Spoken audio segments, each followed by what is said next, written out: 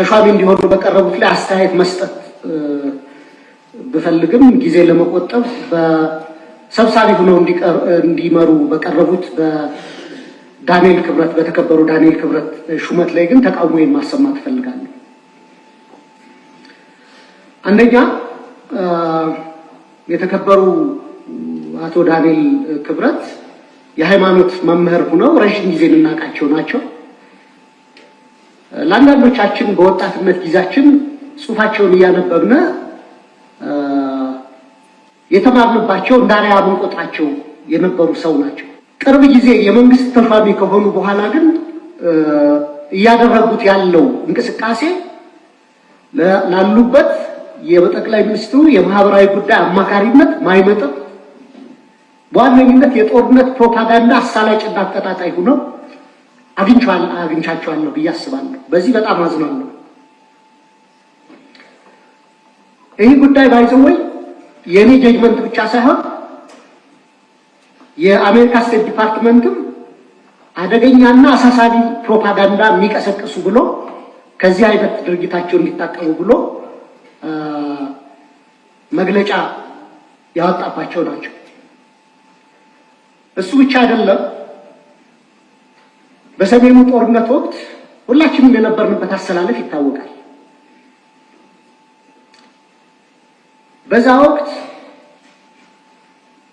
የቅድስት ኦርቶዶክስ ተዋሕዶ ፓትርያርክ የሆኑትን አረጋዊውን አባት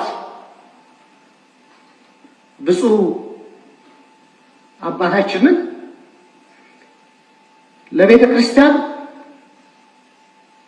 ለምእመኑ ድህነት ለሀገር ደህንነት ስጋት ናቸው ብለው ከአንድ የሃይማኖት መምህር በማይጠበቅ ሁኔታ እኒህን አረጋዊ አባት ከፍ ዝቅ አድርገው በሚዲያ የተናገሩ ስለሆነ ብዙ ኦርቶዶክስ አማኝም በዚህ ስለተከፋ እና የኢትዮጵያ ብሮድካስቲንግ ኮርፖሬሽን ደግሞ የኢትዮጵያ ሕዝብ 10 ብር በየወሩ ከእያንዳንዱ ቤት እየተቆረጠ የሚተዳደር የቴሌቪዥን ጣቢያ ስለሆነ እንደዚህ አይነት አወዛጋቢ ሰዎች በቦርድነት እና በቦርድ አባልነትም በቦርድ ሰብሳቢነትም ከሚመሩት ይልቅ ሁሉንም የሚያስማሙ እኔ ለምሳሌ ዶክተር ጌታቸው ድንቁን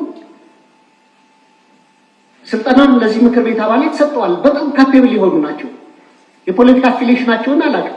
በሙያቸው ብቻ ግን እሳቸው ሰብሳቢ ቢሆኑ ፈልጋለሁ። በግል እንደሳቸው አይነት ምሁራዊ ካባቸው የሚያመዝን ከአወዛጋቢነት የራቁ ሰዎች እንዲደረጉ ፈልጋለሁ። የጠቅላይ ሚኒስትሩ የማህበራዊ ጉዳይ አማካሪ ሆነው በኢትዮጵያውያን ማህበራዊ ትስስር ከማጎልበት ይልቅ ማህበራዊ ትስስራቸው እንዲላላ በሃይማኖት፣ በብሔር፣ በፖለቲካ አቋማቸው አወዛጋቢ ስለሆኑ የተከበሩ ዳንኤል ክብረት በአማካሪነት መሾማቸውን የምቃወም መሆኔን ለመግለጽ ነው። አመሰግናለሁ። ሰብሳቢ